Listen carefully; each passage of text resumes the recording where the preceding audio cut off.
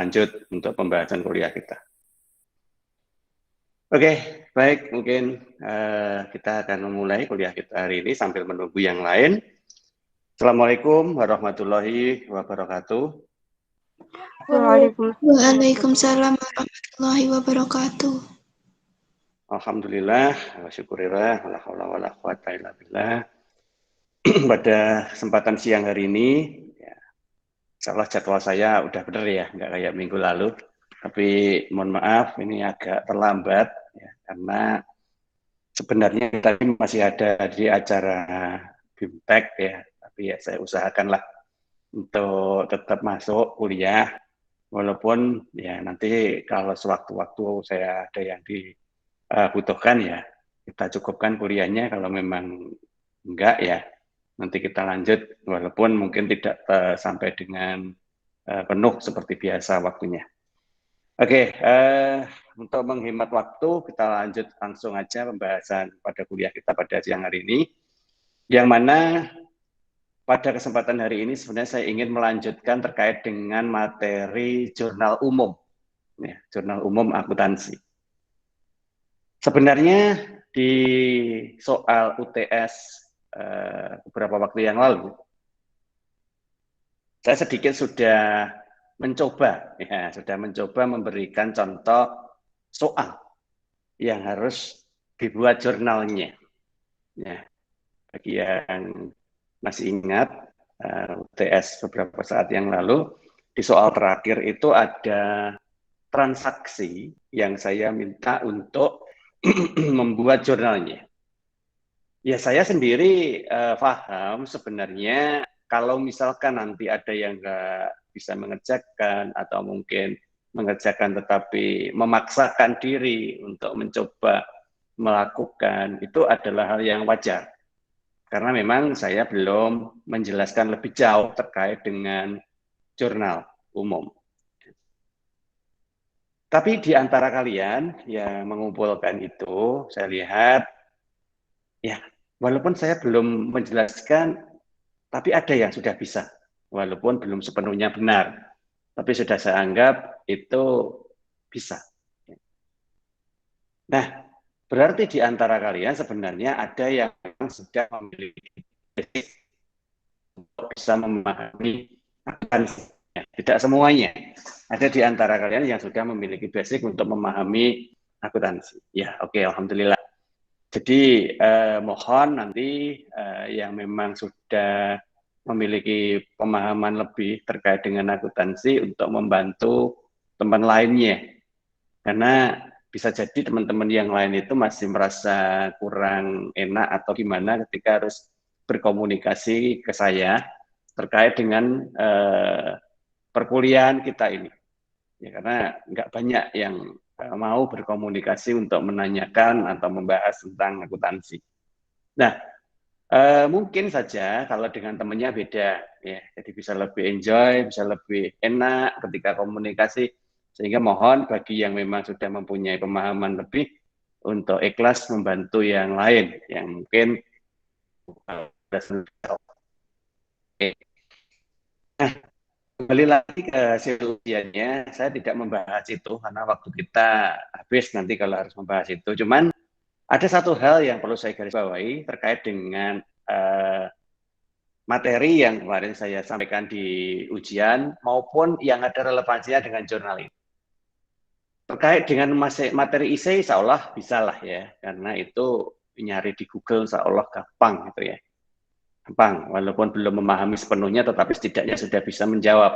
Nggak tahu dari mana. Pesan saya, tolong itu diingat. Ya, setiap jawaban yang telah kalian tulis, itu kan saya anggap secara pemahaman itu sudah dapat. Ya, secara tulisan yang soal IC ya. Sehingga baik itu sebenarnya kalian paham atau sekedar untuk copy paste dari yang lain, nah itu monggo lah, saya tutup mata. Yang penting ke depan, apa yang sudah kalian tulis itu menjadi kewajiban untuk dipahami lebih jauh. Ya, jadi jangan sekedar hanya menulis tanpa memahami apa maksudnya. Nggak boleh. Karena kita belajar saat ini. Oleh karena itu, tolong itu coba kembali dipahami lebih jauh lagi. Kemudian terkait dengan soal yang ini, yang akuntansinya, ya, yang teknis akuntansinya, ya, yang terutama terkait dengan jurnal sajalah. Kalau yang lain itu kan hanya hal-hal yang sifatnya mendasar aja ya. Ya, terkait dengan jurnal yang seperti tadi saya sampaikan, tolong dipahami mulai dasarnya. Jangan sampai jurnal itu bisa kita sampaikan gara-gara kita menghafalnya. Ya jangan ya, nggak boleh. Jadi jurnal itu nggak boleh dihafal. Jurnal itu harus dipahami konteks dasar untuk penyusunannya. Karena kalau dihafal nanti kita tahunya ya hanya itu aja. Nanti kalau transaksinya berubah, kita nggak bisa. Ya, karena kita hafalannya cuman yang transaksinya seperti itu. Padahal yang namanya akuntansi itu kalau memang benar-benar nanti digunakan ya, itu kan harus mengikuti dari kondisi transaksi yang memang benar-benar terjadi di tempat di mana akuntansi itu digunakan. Bukan berarti transaksi itu menyesuaikan pemahaman atas akuntansinya kita, tidak. Justru kita harus menyesuaikan pemahaman akuntansi itu sesuai dengan transaksi yang terjadi, transaksi yang dibutuhkan. Nah, oleh karena itulah maka di dalam memahami jurnal ini harus kita benar-benar mulai dari pemahaman paling awal. Nah, kenapa kok saya mulai menekankan ini? Ya, karena jurnal ini adalah tahap pertama. Ya, tahap pertama dalam sebuah proses pencatatan akuntansi. Oleh karena itu, kalau tahap pertamanya ini nanti lepas, nggak memahami, pasti ini ya, hampir bisa dipastikan tahap berikutnya itu juga loss. Ya, nggak ngerti. Karena apa? Karena saling nyambung. Yang kita sebut dengan nama siklus akuntansi. Karena siklus, maka ada relevansi, ada keterkaitan antara satu tahapan dengan tahapan berikutnya. Sehingga bisa kita katakan, kalau kita tidak paham jurnal, kemudian kita membuat jurnalnya itu salah, pasti deh laporan berikutnya itu salah semua. Pasti salah semua. Nggak mungkin kok jurnalnya salah, laporan akhirnya benar, itu nggak mungkin. Nah, biasanya kalau yang terjadi seperti itu karena kita tidak melewati proses, kita nurun gitu ya. Jadi mencontek apa yang dibuat oleh orang lain. Nah, seperti itu. Makanya kita pahami benar mulai dari dasar ini. Oke, mungkin pengantar saya begitu aja dulu. Materi masih sama dengan materi yang kemarin kita bahas itu. Ya. Materinya tetap itu dulu aja, nggak ada sesuatu yang baru. Kita memahami terkait jurnal itu pertama harus menggunakan pola pendekatan dari pemahaman kontekstual teoritisnya dulu. Ya. Oke, coba kalian masuk ke modul dasar akuntansi yang pertama kali dulu pernah saya sampaikan. Kita menggunakan itu aja sih untuk pemahaman transaksional teknisnya. Pengertian dari jurnal itu seperti itu. Jadi mencatat transaksi yang dilakukan setiap saat. Ya bisa setiap hari, ya atau mungkin setiap minggu atau apa tergantung dari intensitas terjadinya transaksi. Nah, semua transaksi yang terjadi dalam satu periode, anggaplah periode itu kita buat bulanan gitu aja ya. Selama 1 bulan itu harus dicatat semua dalam bentuk jurnal. Harus ya. Nah, kalau belum bisa langsung mengidentifikasi transaksi itu dalam bahasa jurnal, maka yang pertama kali harus kita catat adalah kejadian transaksi itu tentang apa. Seperti yang sebelum UTS dulu pernah saya sampaikan. Nah, itu tentang transaksi apa sih gitu ya.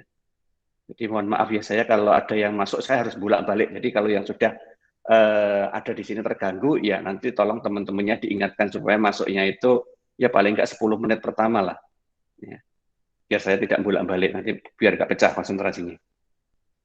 Oke ya, kembali lagi. Jadi setiap transaksi itu harus di jurnal.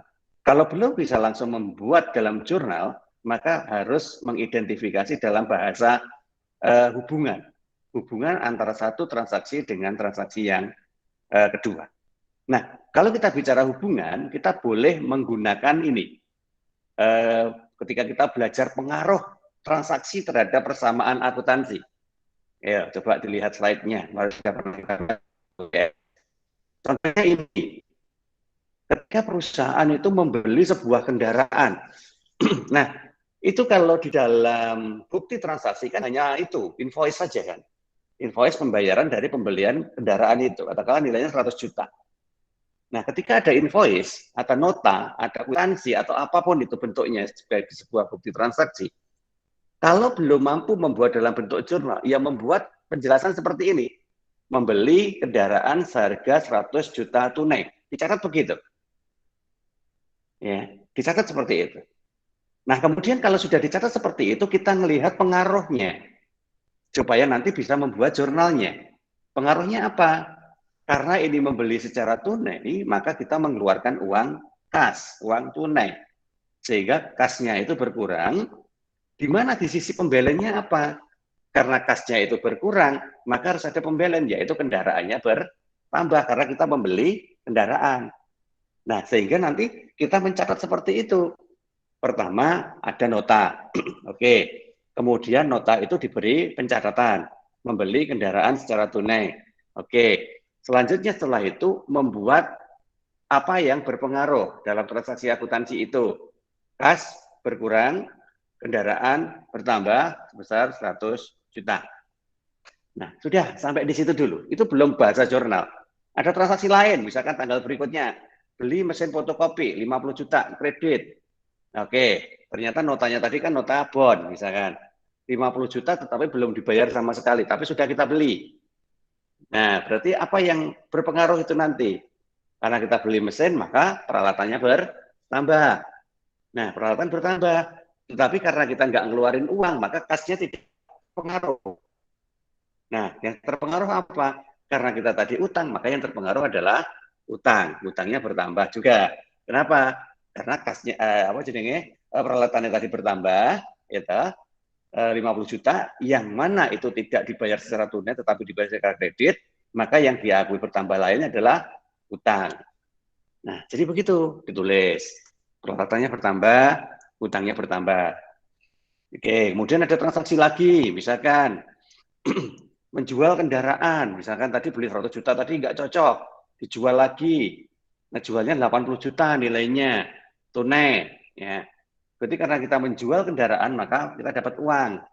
Jadi uangnya atau kasnya bertambah sebesar 80 juta. Tetapi kendaraannya terjual sehingga berkurang. Nilainya berapa? 80 juta. Nah, dan seterusnya. Mungkin saya tidak perlu membaca satu-satu ya. Dipahami transaksi. Slide sudah saya pernah monggo nanti dibaca lagi. Oke, sampai di sini dulu. Silakan kalau ada yang tanya. Bertahap aja ceritanya. Monggo kalau ada yang tanya sampai di sini.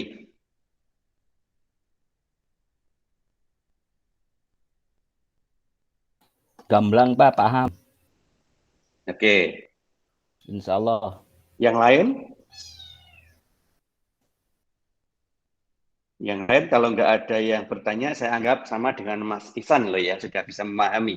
Berarti saya lanjut. Oke, sampai di sini itu tolong diberi catatan. Jadi ada catatan di buku kecil gitu, atau buku besar juga nggak apa-apa, terserah bukunya kayak apa. Yang penting jangan di lembaran-lembaran kertas terpisah. Nanti bisa hilang gitu, biasanya bisa ketelisut nanti catatannya. Buku yang nanti khusus untuk mencatat itu. Nah, sampai di sini.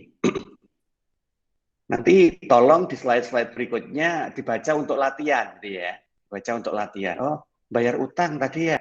Bayar utang berapa? 50 juta. Kalau begitu apa yang berpengaruh? Nah, karena bayar utang, maka utangnya pasti berkurang. Utang berkurang, nah bayarnya pakai apa? Pakai uang tunai. Iya, berarti kasnya juga ikut berkurang. Nah, begitu ya. Wes pokoknya tambah kurang itu. Nah, setoran 75 juta untuk modal. Uang tunai, iya uang tunai. Berarti kasnya bertambah, modalnya bertambah. Wes gitu aja. Ya. Terus narik uang. Nah, karena narik uang maka kasnya berkurang, modalnya berkurang. Nah, dan seterusnya. Nah, monggo silakan itu dipakai untuk latihan. Ya, sampai di situ.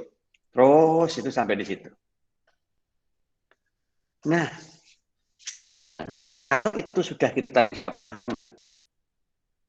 harus melanjutkan untuk mengakui dalam debit dan kredit. Tahap berikutnya itu. Tadi kan hanya bertambah, berkurang, gitu toh. Nah, sekarang bertambah, berkurang itu harus kita konversi ke dalam debit kredit. Nah, untuk bisa mengkonversi ke debit atau kredit, yang pertama ya kita harus paham dulu dasar pengakuan dari transaksi itu apa. Ya, ini dulu lah. Karena ada dua dasar pengakuan transaksi itu. Yang pertama namanya berbasis kas atau berdasarkan dari kas. Yang kedua namanya berbasis accrual. Ya, cirinya apa? Kalau berbasis kas itu hanya mengakui transaksi jika ada pengaruhnya dengan kas secara langsung. Artinya tunai. Tunai. Nah, sehingga kalau nanti terjadi hutang, tidak ada transaksi tunai, maka basis kas itu tidak bisa mengakui. Karena dia hanya mengakui yang sifatnya tunai saja. Misal, kalau kita menjual barang, barang itu katakanlah nilainya adalah 10 juta. Oke, disepakati 10 juta dibawa barangnya sama si customer. Cuman customer itu tadi belum bisa membayar 10 juta itu secara cash.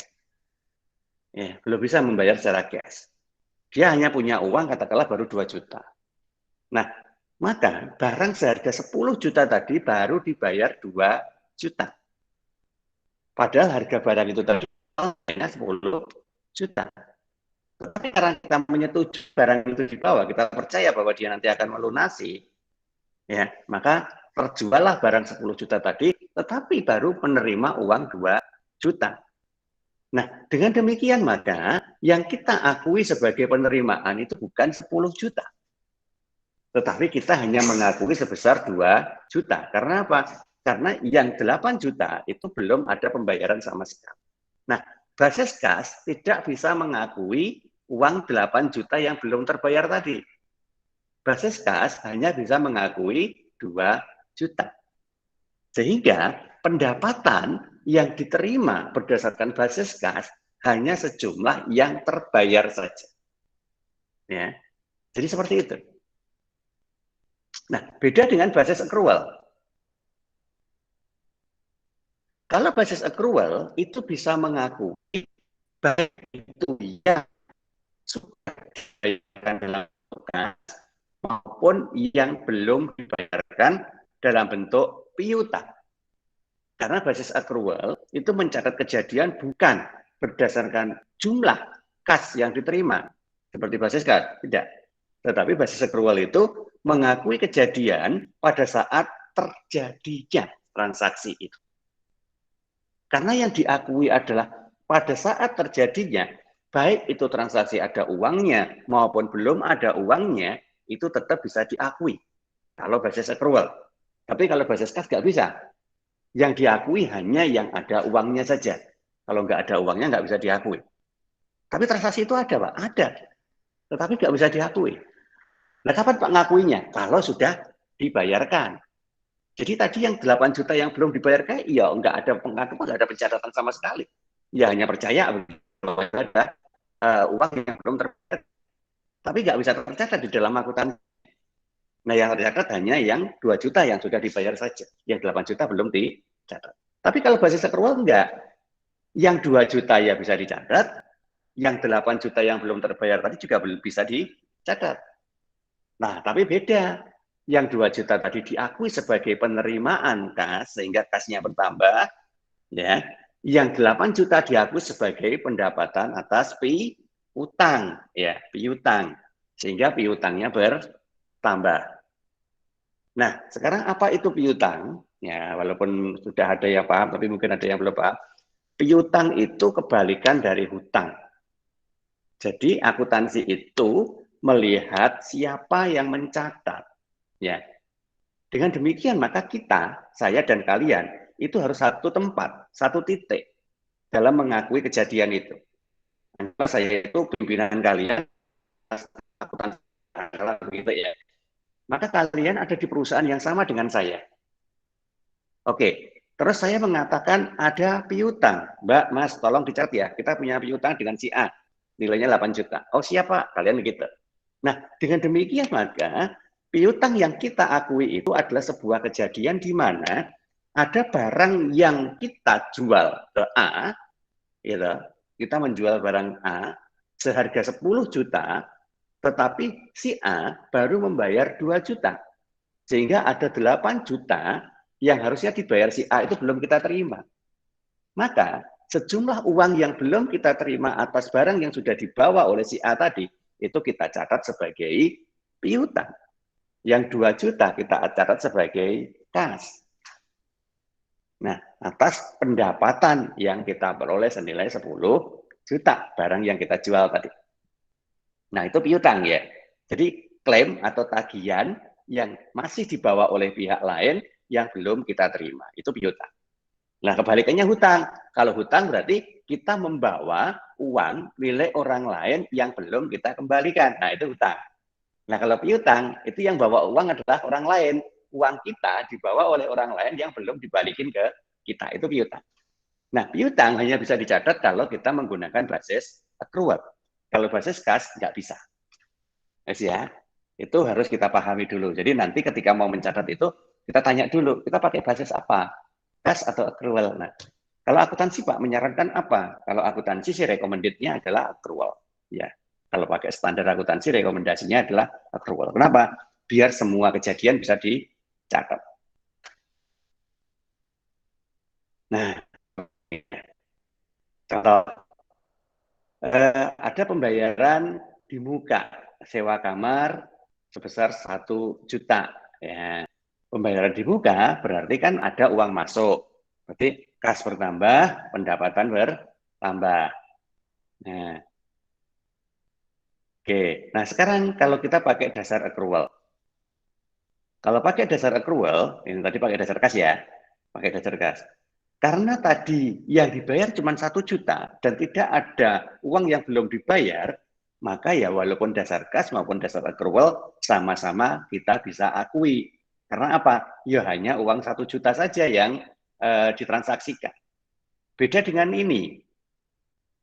Ya, misalkan ini telah dilakukan pembayaran biaya iklan sebesar 24 juta. Nah, kebetulan 24 juta itu juga dibayar tunai. Gitu. Berarti kita akui yang mana mengurangi uang kas kita sebesar 24 juta. Baik dengan dasar accrual maupun dengan dasar kas itu sama. Karena kita tidak menganggap ada piutang. Nah, kalau ada piutang itu nanti baru kita catat dengan cara yang lain. Contoh ini tak ubah ya. Contohnya ini tak ubah aja.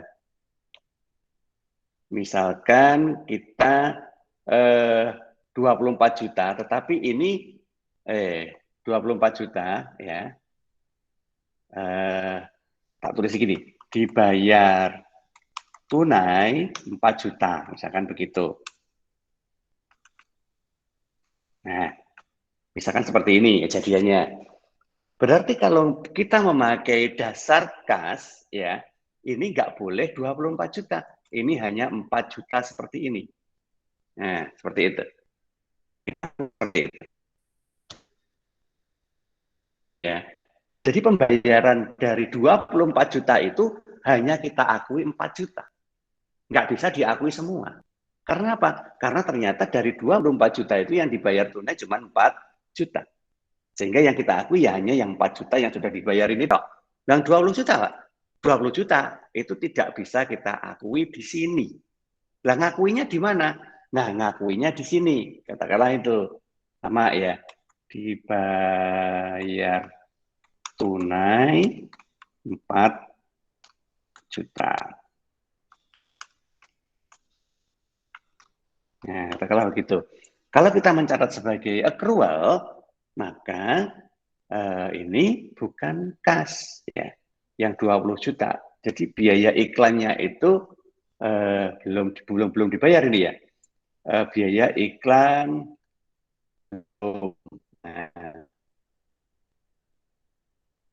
ini atau terhutang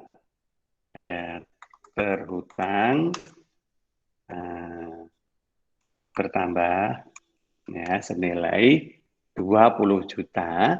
Nah, ini bukan kas berkurang, tapi jadi piutang. Nah, piutangnya bertambah atau berkurang? Bertambah, ya, senilai 20 juta. Nah, seperti itu.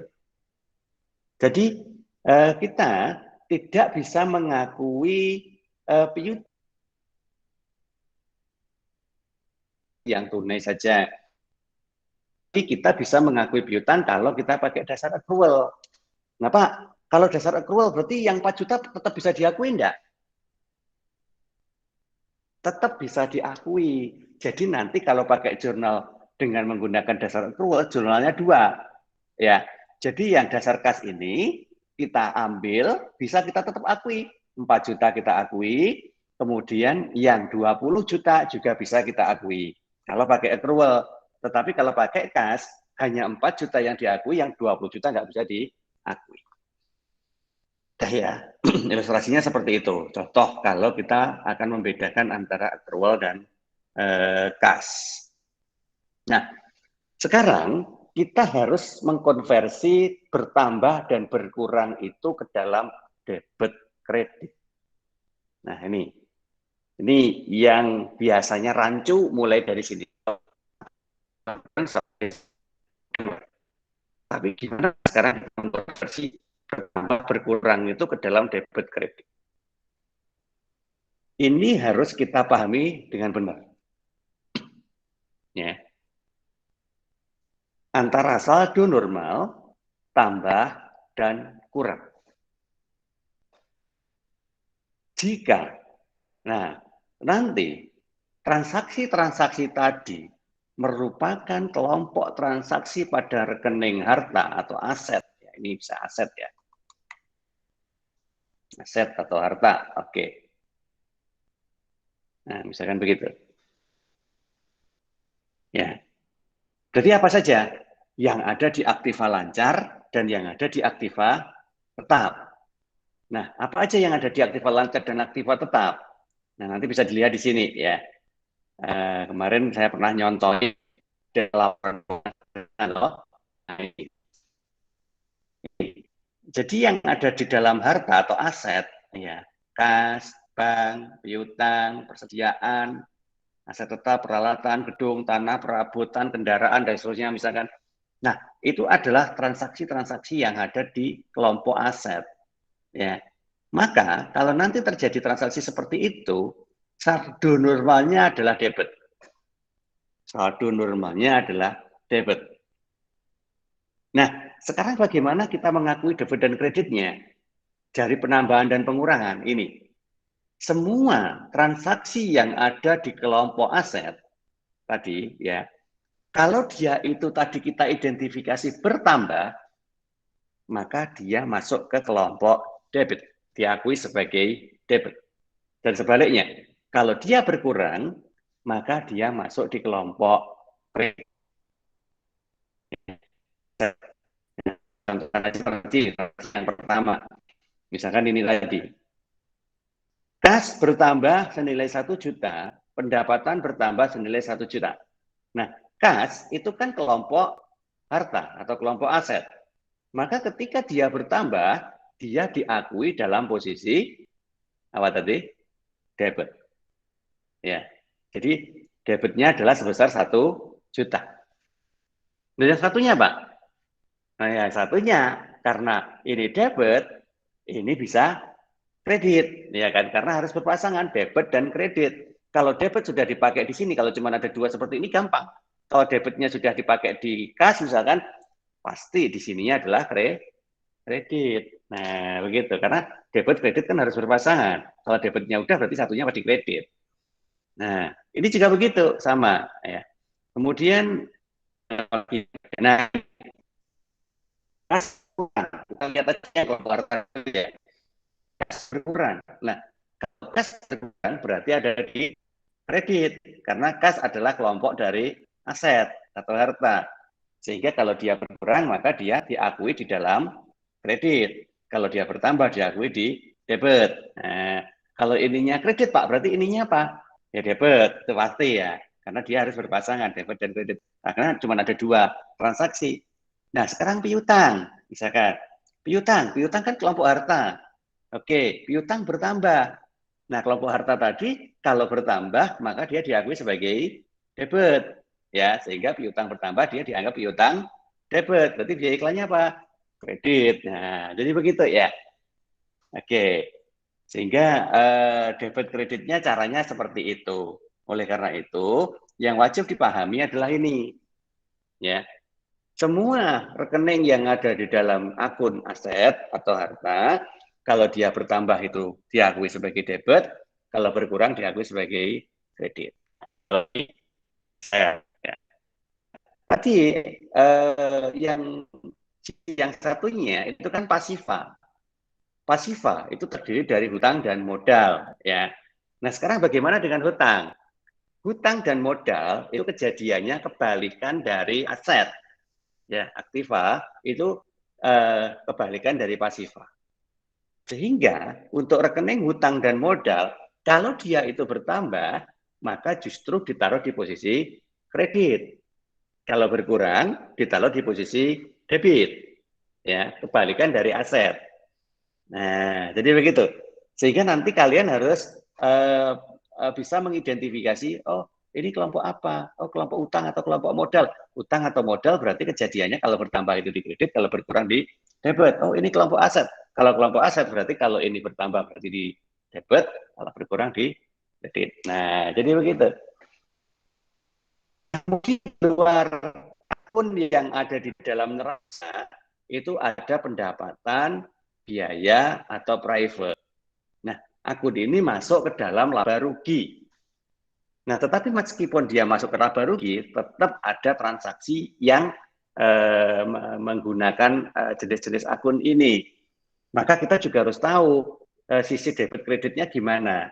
Nah, sekarang kita lihat di sini. Pendapatan, nah, pendapatan itu masih punya karakter yang sama dengan pasifah. Hutang dan modal tadi di sini. Ya, jadi ingat-ingat aja ya. Pendapatan itu punya karakter yang sama dengan hutang dan modal. Artinya apa? Kalau dia itu bertambah masih diakui sebagai kredit, kalau berkurang diakui sebagai debit. Oke ya. Jadi pendapatan karakternya sama dengan pasifah. Tetapi kalau dia itu karakternya sama dengan aset. Yes, itu dicatat dan diingat gitu ya. Biaya atau beban itu karakternya sama dengan aset. Artinya kalau dia bertambah diakui debit, kalau berkurang diakui di kredit. Nah, itu ya. Jadi meskipun pendapatan dan beban itu ada dalam satu laporan, misalnya laporan laba rugi, tetapi karakternya beda. Pendapatan itu karakternya sama dengan pasifa, kalau biaya atau beban karakternya sama dengan aktiva atau aset. Private juga begitu. Private itu apa toh? Private itu adalah pengambilan yang dilakukan oleh pemilik perusahaan. Biasanya ini terjadi pada perusahaan perseorangan. Nah, perusahaan perseorangan uang-uangnya sendiri toh, usaha itu, maka ya kalau misalkan dia butuh yang ambil dari uang perusahaan untuk kepentingan dia sendiri. Nah, itu namanya private. Jadi private itu tidak terjadi untuk perusahaan PP atau PT, tidak akan terjadi. Private untuk perusahaan perseorangan. Nah, pengakuannya sama dengan aktiva. Oke, sekarang kita latihan. Ya, oke. Nah, seperti itu tadi. Ini sekarang step berikutnya. Tadi setelah kita bisa mengidentifikasi bertambah atau berkurang, berarti kita sekarang ganti mengkonversi bertambah berkurang itu ke dalam debit dan kredit. Ya, kita beli aktiva tetap tunai 500.000. Tadi kan kasnya berkurang, aktiva tetapnya bertambah, ya kan begitu dah. Nah, sekarang aktiva tetap itu kan kelompok aktiva kan, ya kan, kelompok aktiva. Kas itu juga kelompok aktiva. Nah, sekarang gimana debit kreditnya? Nah, maka kita melihat aja dari kas dulu, ya. Peralatan atau aktiva tetap itu kan setelah kas. Kita melihatnya di aktiva tetapnya dulu. Kas tadi kan berkurang. Oke, kas berkurang. Kalau kas berkurang berarti kita akui sebagai kredit. Nah, jadi begitu. Nah, gampangannya nggak usah mikir, berarti pasangannya itu pasti debit. Nah, karena apa? Aktiva tetapnya bertambah. Nah, begitu ya. Tadi kan kalau aset itu kalau bertambah, itu kan tadi di debit. Kalau berkurang itu di kredit. Ya sudah, berarti berpasangan. Nah, seperti itu. Kemudian berikutnya, ini misalkan pembelian persediaan, tapi kredit 1.500.000. Berarti kan persediaannya bertambah karena habis beli kan. Barusan beli berarti bertambah. Hutangnya kan jadi bertambah karena apa? Muncul hutang karena pembelian tadi. Nah, sekarang persediaan itu ada di kelompok apa? Oh, kelompok aset. Kalau aset bertambah apa? Debit. Oh, berarti persediaan karena bertambah ada di posisi debit. Kalau mau mikir pasarnya pasti nah, tetapi oh iya, kenapa? Karena hutang bertambah. Hutang ada di sisi pasifa. Sisi pasifa tadi kalau bertambah diakui sebagai kredit. Nah, oh ya udah benar. Berarti persediaan di debit, hutang di posisi kredit. Nah, jadi begitu. Ini jika begitu, kita jual barang tunai 1 juta. Nah, karena tunai berarti kan dapat uang. Berarti kasnya bertambah dong. Kas bertambah apa kalau begitu? Oh, debit. Nah, terus pasangannya apa? Ya pendapatan, karena kan kita jual. Berarti dapat pendapatan. Karena tunai, berarti kan dapat uang 1 juta, pendapatan bertambah juga 1 juta.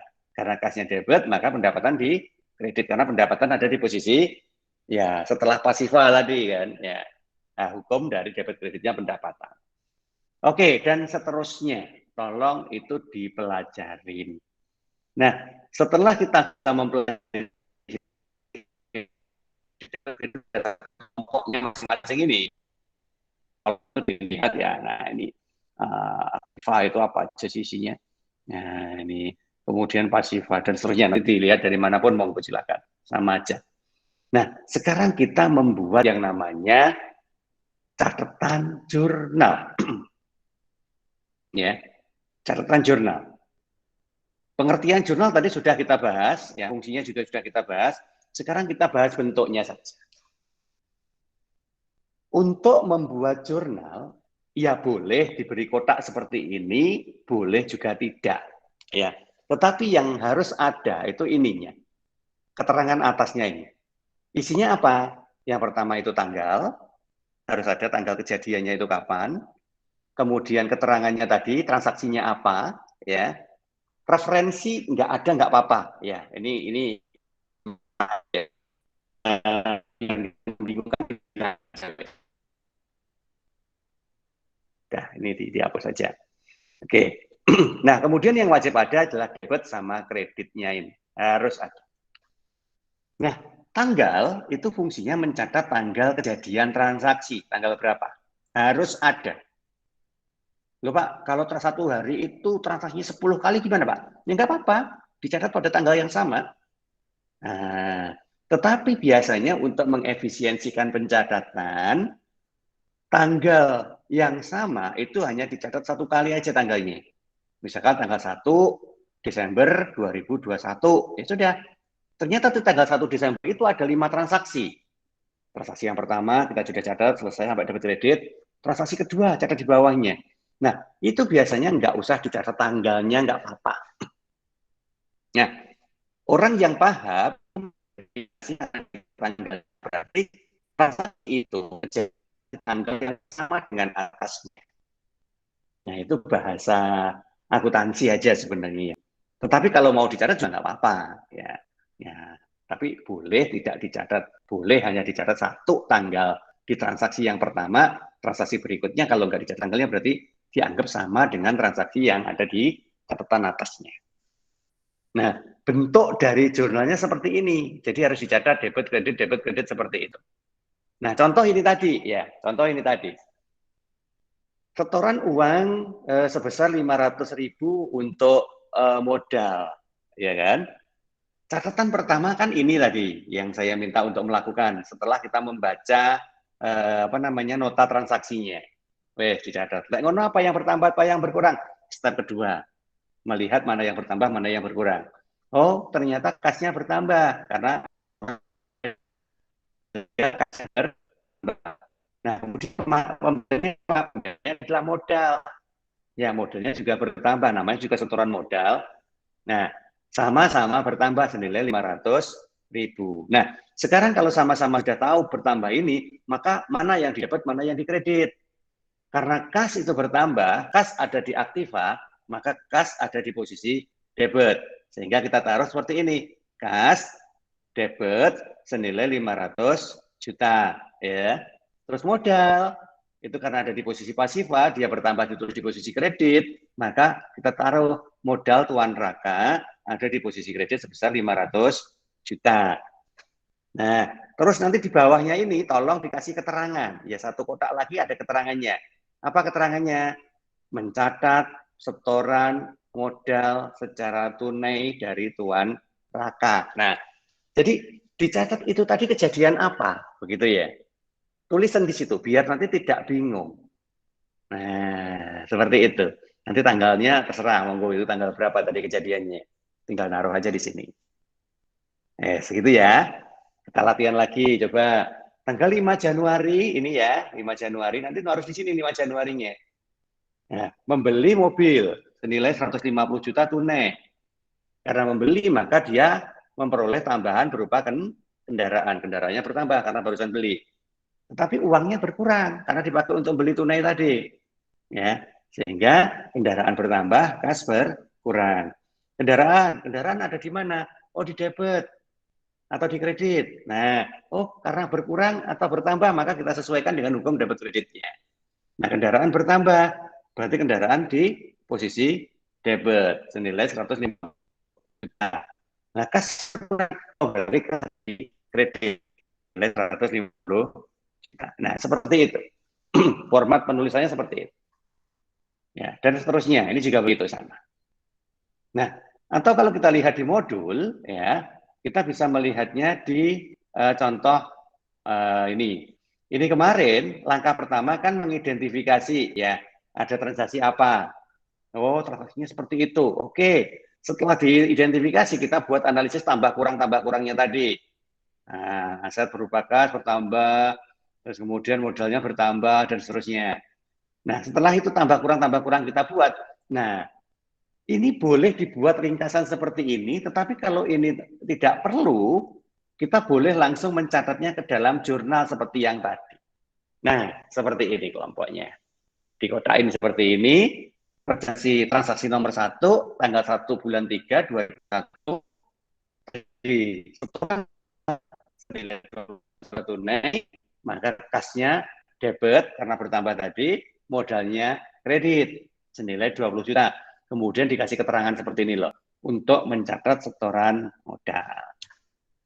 Transaksi yang kedua, tadi kan bayar biaya sewa secara tunai, maka biaya sewanya ada di posisi debit, kasnya ada di posisi kredit. Terus transaksi yang ketiga, tanggal 1 bulan Mei, apa? Oh, utang bank. Berapa? 30 juta. Karena utang bank, maka dapat uang kan? Karena dapat uang, maka kasnya bertambah. Karena kas bertambah, maka ditaruh di posisi debit. Nah, hutangnya juga bertambah. Hutang di pasiva. Hutang di pasiva karena dia itu bertambah, maka diakui sebagai kredit. Dan seterusnya. Nanti tolong dipahami penjelasan dari catatan-catatan mulai tambah kurang tadi,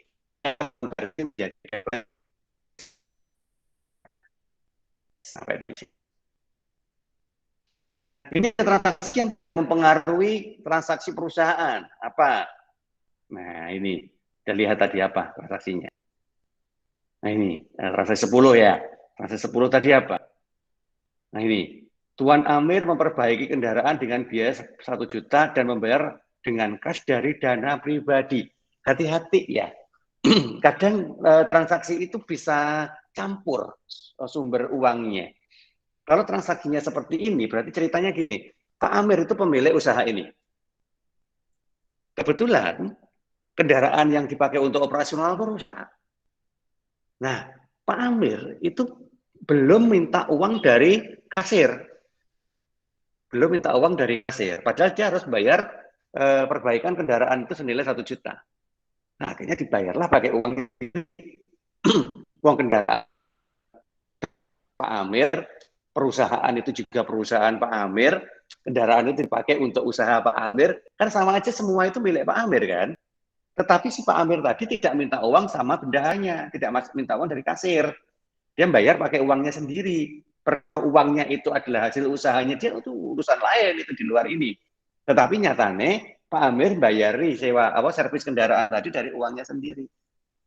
Gitu. Si Pak Amir membawa kwitansinya itu, ngomong sama si si bendaharanya, Mbak, saya kemarin tuh nyervis mobil loh, hampir habis 1 juta, tak bayarin tapi udah selesai, ini tolong simpenan nih. Nah, mungkin bendahara itu tanyanya gini aja, itu pakai uangnya siapa Pak? Ya uang saya sendiri. Enggak minta saya Pak? Enggak, aku duit-duit. Nah, Pak Amir bilang begitu, ya sudah. Kalau Pak Amir nggak minta ganti uang 1 juta tadi dari si bendahara, artinya kan itu uang Amir. Dia ambil uang perusahaan. Berarti si bendahara tadi atau kita sebagai accounting tidak perlu mencatat transaksi. Karena perusahaan nggak ngeluarin uang apa-apa. Uangnya Pak Amir sendiri yang dikeluarin. Nah, itulah yang biasa kita sebut dengan nama private. Nah, private itu ada yang dicatat, ada yang enggak, tergantung dari kejadiannya. Kalau kejadiannya seperti ini tadi, maka private itu tidak perlu dicatat.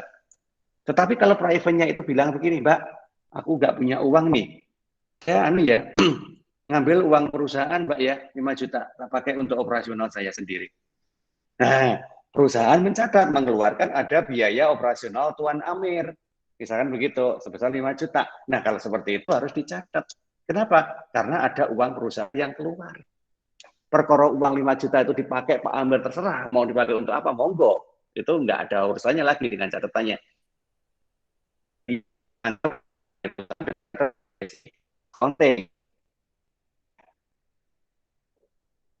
Terserah. Mungkin yang 1 juta dipakai untuk bayar kendaraan tadi. Ya sudah, nggak perlu dicatat lagi. Karena begitu kita mencatat pengeluaran uang 5 juta itu di bawah Pak Amir, ya sudah, selesai. Cuman itu aja yang diakui oleh perusahaan. Perkara 5 juta itu mau dipakai untuk apa aja oleh Pak Amir, sudah bukan urusan perusahaan lagi. Karena kita sudah mengakui ada pengeluaran uang 5 juta. Nah, sehingga tidak boleh kemudian Pak Amir laporan lagi seperti tadi, aku mau ngeluarin Mbak uang 1 juta.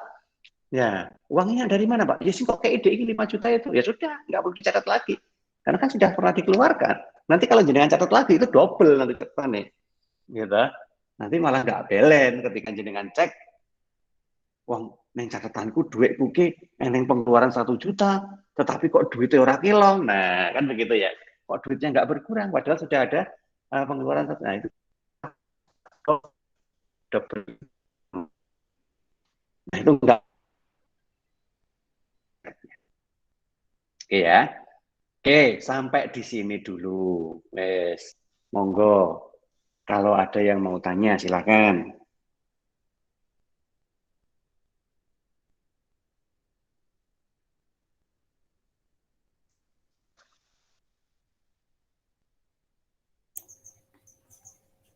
Silent is understand. Mohon maaf ada yang Pak. tanya dianggap paham loh. Ya, Mas. Tadi suaranya rada terputus-putus, tapi saya mencoba untuk memahami tadi.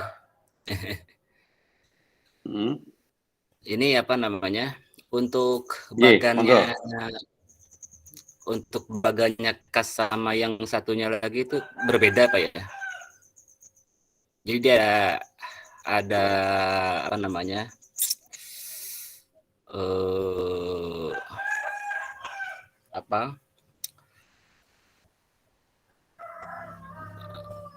Harus ditambah kayaknya. Apa namanya? Bagannya itu kayaknya. Yang mana? Bagan yang mana? Maksud saya tadi kas sama satunya lagi apa Pak tadi? Lupa saya namanya. Banyak, bisa kas, bisa persediaan, bisa piutang. Enggak, maksud saya tadi yang aset. Alur kas sama yang satunya lagi tadi yang bisa dicatat semuanya ini.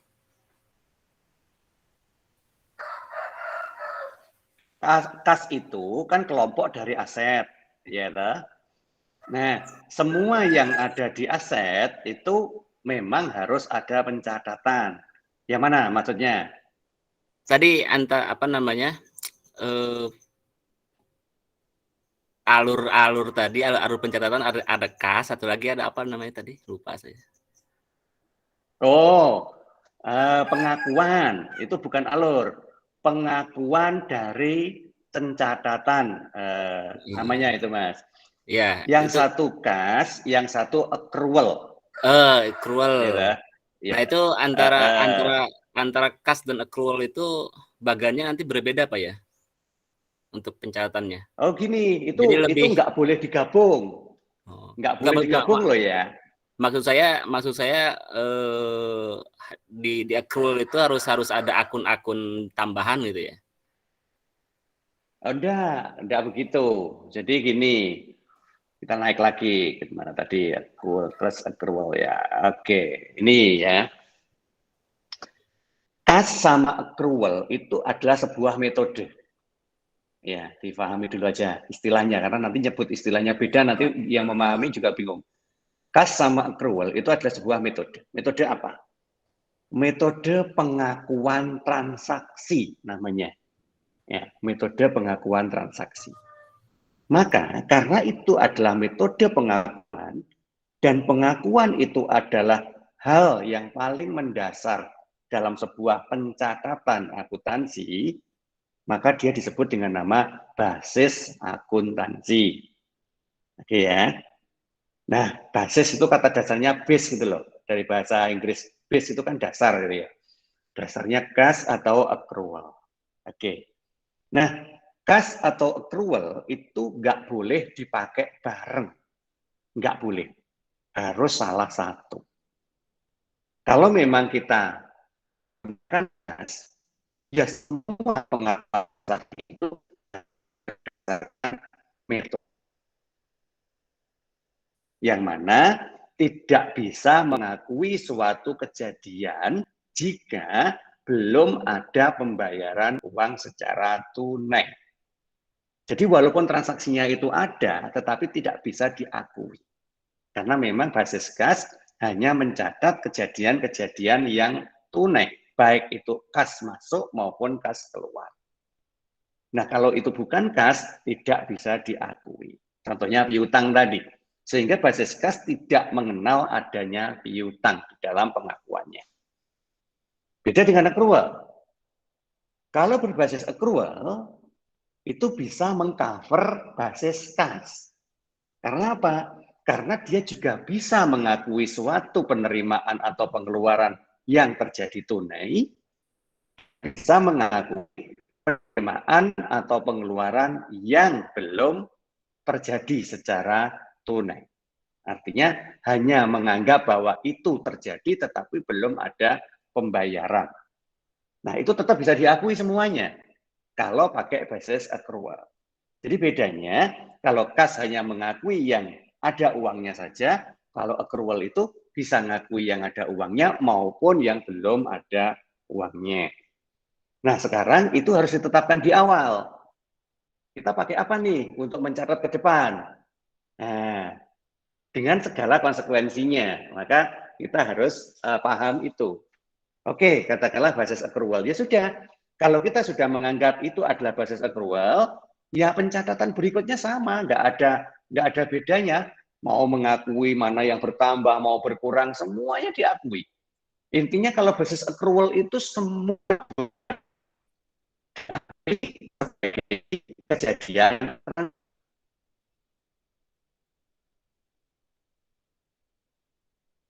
Kalau nggak ada bukti transaksinya, Pak, ya nggak bisa diakui. Ya, nggak ada. Nah, oleh karena itu, akuntan itu rata-rata menggunakan basis accrual karena bisa mengakui semua kejadian transaksi. Jarang yang pakai basis kas. Ya, jadi seperti itu. Nah, proses berikutnya sama persis dengan yang saya ceritain itu tadi. Sampai bisa membuat jurnal-jurnal seperti ini tadi, itu bisa.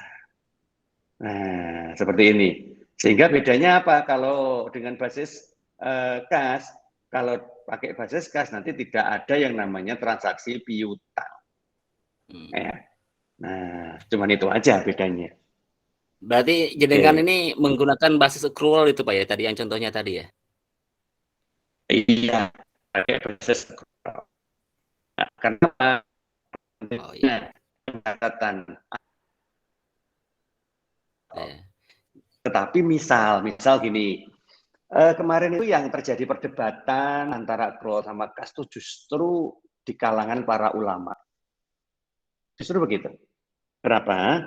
Karena secara hukum syariah itu sebenarnya transaksi yang belum ada pembayarannya itu tidak diakui secara sah sebagai sebuah kejadian.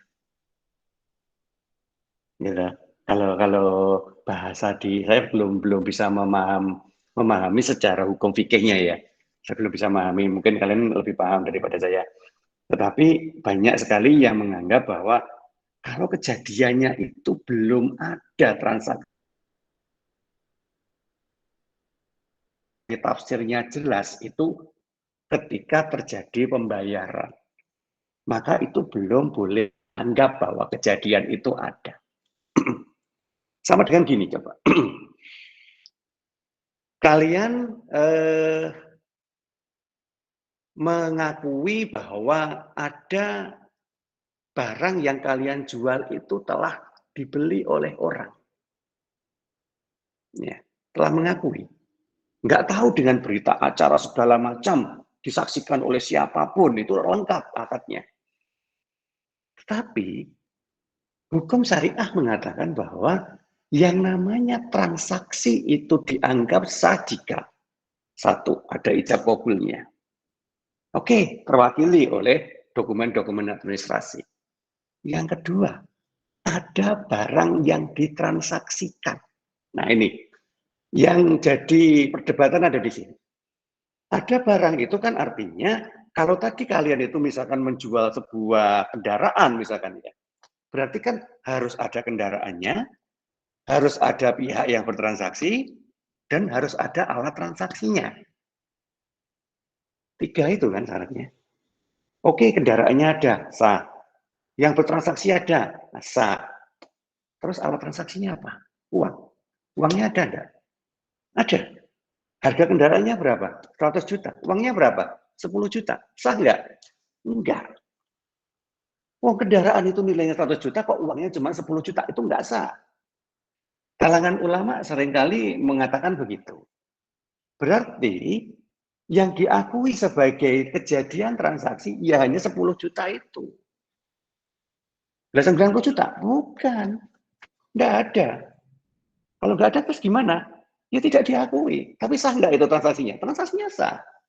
Ya karena sudah ada walaupun tidak utuh alat pembayarannya tadi. Hanya 10 juta. Maka yang diakui ya cuma 10 juta.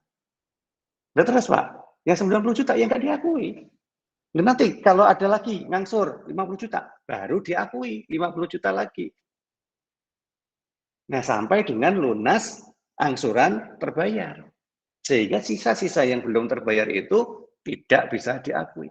Nah itu ketika membuat konotasi seperti itu dalam menafsirkan sebuah hukum transaksional. Sehingga mengarahlah menggunakan metode kas. Itu yang pertama. Kedua, yang banyak menggunakan transaksi kas itu jika pada usaha sosial, jenis-jenis kegiatan usaha sosial. Berarti kan dia tidak berpikir terkait pendapatan atau berkait dengan laba rugi kan.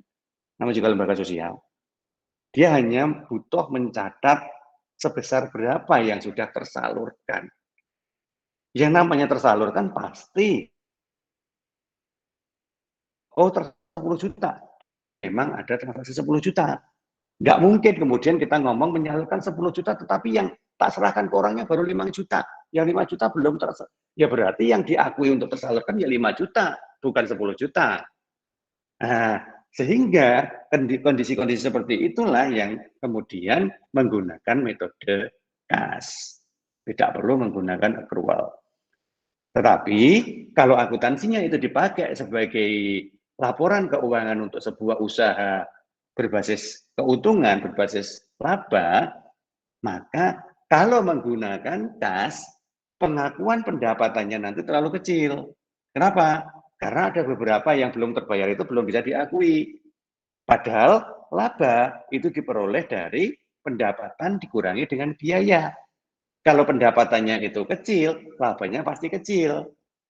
Ya, Pak ilustrasikan, tapi saya ngawang ya. Nah, nggak ada papan tulis ya di sini. Katakanlah kalian menjual barang senilai 10 juta tadi. Yang dibayar orangnya baru 2 juta. Maka kalian mengakui pendapatan atas penjualan barang kalian itu 2 juta. Padahal atas adanya barang 10 juta tadi kalian mengeluarkan biaya sebesar 5 juta. Gitu.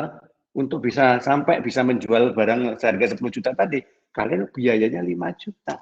Lah, pendapatan kalian kan hanya 2 juta yang diakui. Biayanya 10 juta, kalian rugi 3 juta. Nah, sehingga, loh, kok rugi? Nah, kan begitu. Karena basisnya kas. Coba kalau basisnya accrual. Kalau basisnya accrual, maka 10 juta itu bisa diakui semua.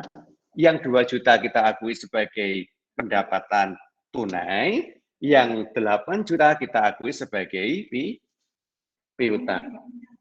Iya. Oke ya, begitu ya. Bisa dipahami? Bisa, Pak. Bisa. Insya Allah. Ya, ada request.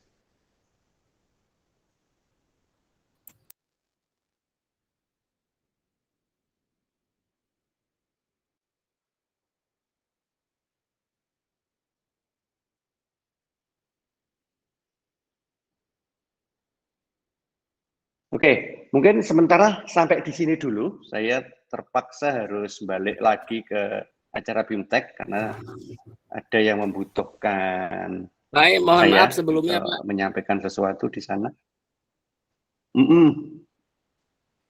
Itu untuk mengetahui kemampuan kita, hasil yang kemarin UTS bisa di-share, Pak, biar kita bisa meraba-raba yang mana yang belum kita kuasai, Pak. Saya belum bisa nge-share itu karena memang belum semuanya saya koreksi. Tetapi nanti pasti saya koreksi.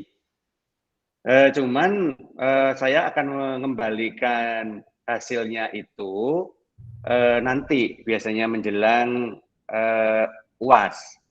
Nah, makanya tadi sementara saya hanya menyampaikan ke panjenengan semua bahwa yang belum dikuasai itu jurnal.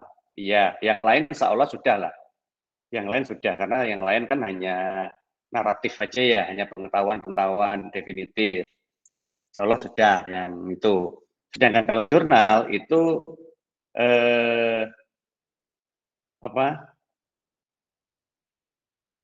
saya belum mengajarkan, gitu ya. Jadi kalau misalkan banyak yang belum paham, saya masih maklum. Memang ya, untuk soal jurnal banyak yang belum paham. Jadi jawabannya masih ya ke kiri, ke kanan begitu. Ya sudah nggak apa-apa, karena memang saya belum menjelaskan itu. Makanya saat ini kita kan sedang membahas jurnal. Nah, pertanyaan saya setelah saya menjelaskan terkait dengan jurnal umum,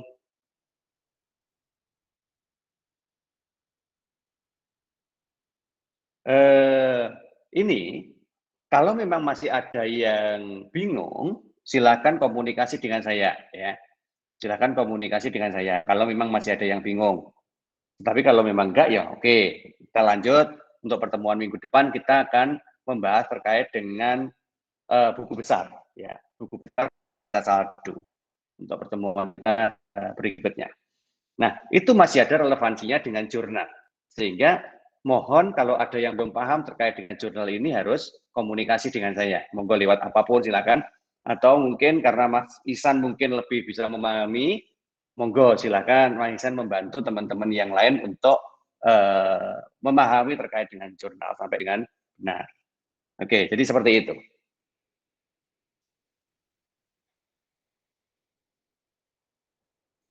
Oke, mungkin begitu ya. Silahkan nanti di WA-kan ke saya kalau memang ada pertanyaan terkait dengan teknis jurnal ini. Ini saya harus segera ke sana, ada beberapa yang perlu saya sampaikan. Oke, sementara untuk kuliah kita siang hari ini, mohon maaf sekali lagi, ya kemarin saya pas kosong, tetapi saya salah jadwal. Hari ini pas jadwalnya benar, gantian Ya karena Pak Arif cuma satu, tetapi yang membutuhkan ada beberapa ya. Jadi mohon maaf kalau kita harus berbagi. Nah, insya Allah kita ketemu lagi di pertemuan 2 minggu yang akan datang. Selama itu kalau memang ada pertanyaan, monggo silakan di-share di WA Group. Ya. Dibiasakan kalau bertanya terkait dengan sesuatu, apalagi materi, itu ke WA Group supaya yang lain nanti bisa membaca juga apa sebenarnya yang seharusnya dipahami. Seperti yang kemarin pernah disampaikan ya Mas Isan terkait dengan apa itu kemarin itu ya, bank itu ya. Oke, ya seperti itulah, nggak apa-apa.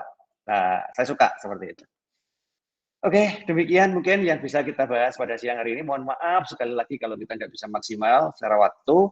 Insya Allah kita ketemu lagi di kesempatan berikutnya dan semoga bermanfaat. Kita cukupkan sampai di sini. Saya akhiri. Assalamualaikum warahmatullahi wabarakatuh. Waalaikumsalam Waalaikumsalam warahmatullahi warahmatullahi wabarakatuh. Waalaikumsalam.